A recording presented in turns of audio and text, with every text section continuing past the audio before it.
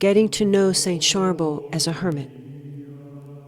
During Saint Sharbel's lifetime, God manifested himself through many miraculous occurrences. There are several qualified witnesses to testify to this fact. One states that it was during the time of the pruning and tilling of the vines.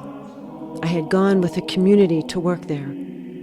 During the course of our work, we saw a big, frightful, spotted snake come out toward us from the shrubbery.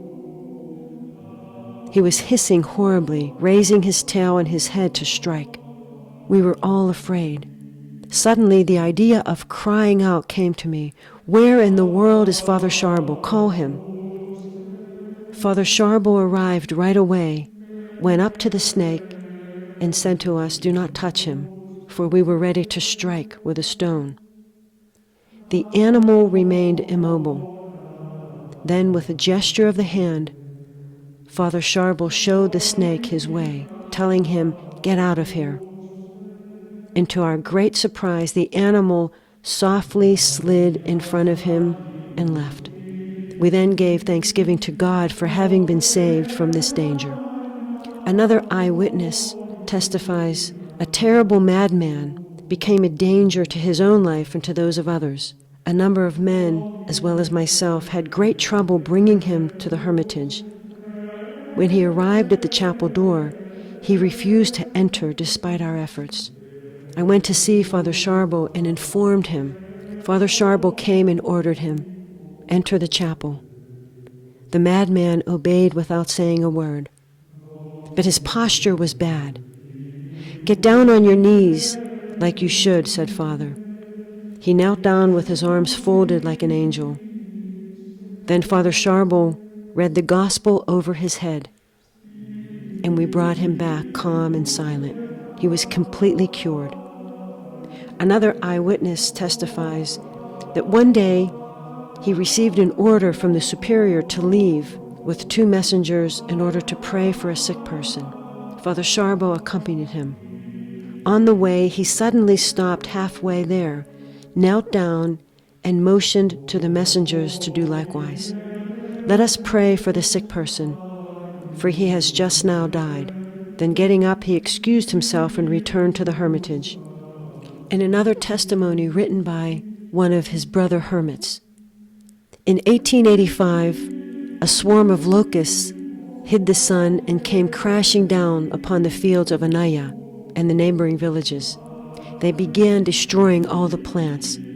Seeing that danger was imminent, the superior ordered the hermit, Father Sharbel, to bless some water and spread the fields with it.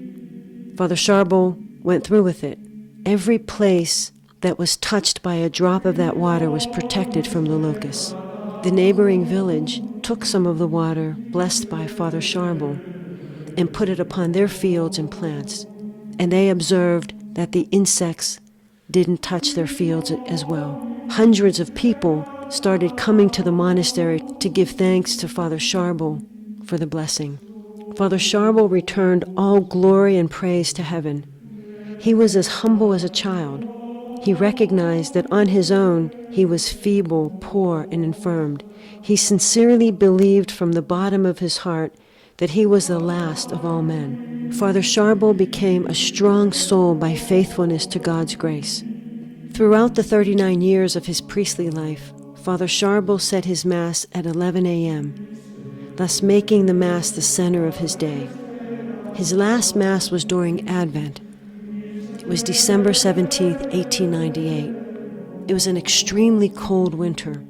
During the consecration, holding the holy species with this gesture of the elevation of the host, Father Sharbel collapsed. During the 8 days preceding his death, Father Sharbel was in agony.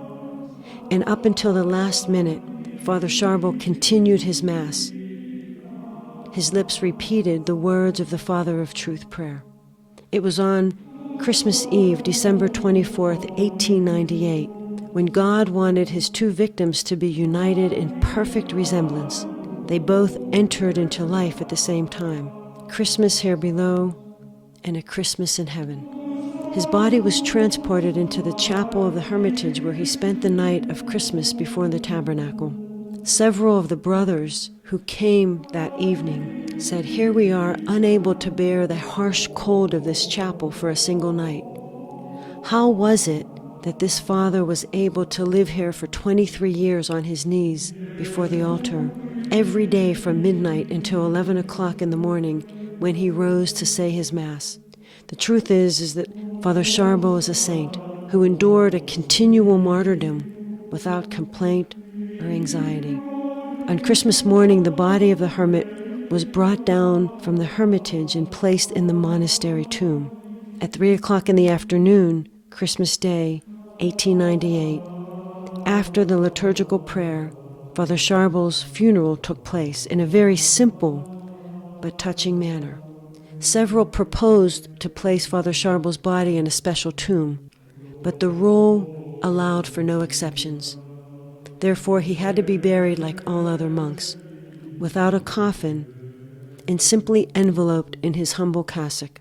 Father Anthony of Mishmish, the superior of the convent, wrote in the register of his monastery on the eve of the funeral, quote, "On December 24th, 1898, the hermit Sharbel of Begafra, 70 years old, died in God after having received the last sacraments. He is buried in the convent cemetery. What he will accomplish after his life dispenses me from writing his life, and will show that he observed his religious vows and especially obedience in a superhuman angelical way." End quote. These prophetic words were fulfilled in an astonishing manner. The thousands of cures which occurred in Anaya and throughout the world are proof of this. But the greatest prodigy after that of Father Sharbel's life was the state of conservation of his body, as we will see further on.